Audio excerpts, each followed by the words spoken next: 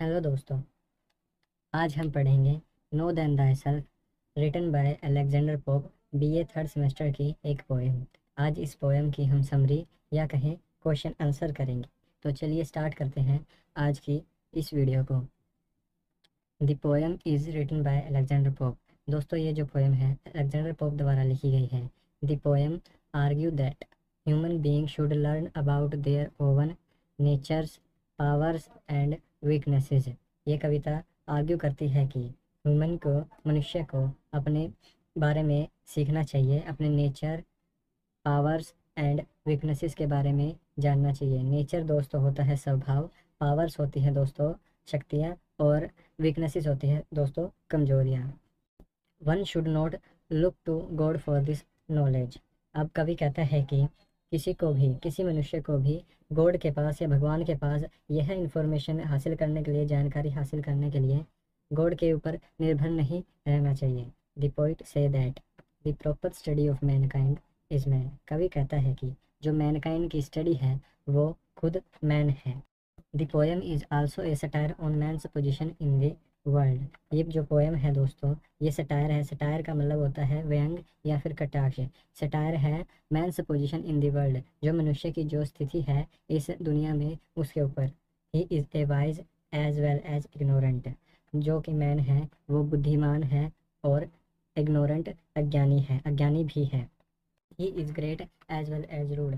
कवि कहता है कि मैन ग्रेट भी है और उसके साथ साथ रूड भी है। He does not know whether he should think himself a god और एन एनिमल। कवि कहना चाहता है कि मैन जो है वह सोच नहीं पाता है कि वह गॉड है और या एनिमल है या जानवर है।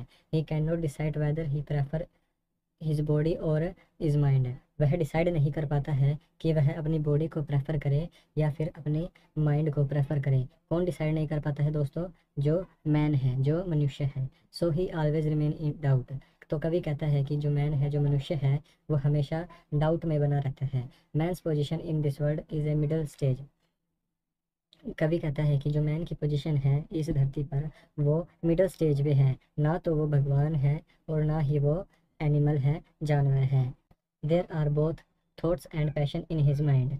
कवि कहता है कि मनुष्य के मन में थॉट्स यानी कि विचार एंड पैशन यानी कि भावनाएं दोनों ही उसके दिमाग में चलती रहती है। ही कंसाइडर हिमसेल्फ द सोल जज of truth.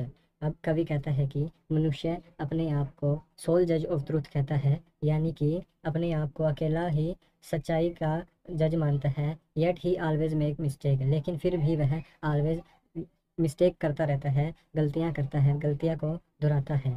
He is the supreme creature of God. God का यह सुप्रीम क्रिएचर है। कौन क्रिएचर है दोस्तों? सुप्रीम मानव। But still can not decide what to do. लेकिन फिर भी मनुष्य सुप्रीम होने के बाद भी खुद डिसाइड नहीं कर पाता है कि उसे क्या करना है। So man life is glory.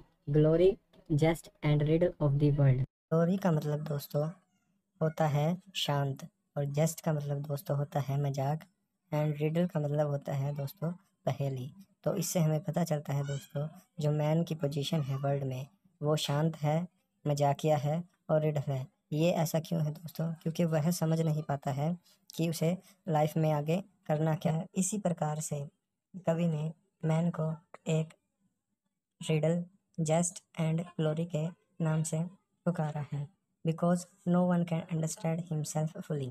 ऐसा कि कवि कहता है क्योंकि उसे कोई भी, मैन को अच्छी तरह कोई भी नहीं समझ पाया है। ये थी दोस्तों हमारी नो देन थायसेल्फ की समरी, जो कि अलेक्जेंडर पोप द्वारा लिखी गई है। आई होप आपको पूरी समझ में आई होगी। अगर आपको इससे थोड़ी सी भी नॉलेज मिली है दोस्तों, थोड़ी सी भी आपके समझ में आई है, तो प्लीज़ सब्सक्राइब कीजिएगा और अपने दोस्तों के साथ शेयर कीजिएगा। थैंक यू, धन्यवाद। मिलते हैं अगली वीडियो में। Bye bye.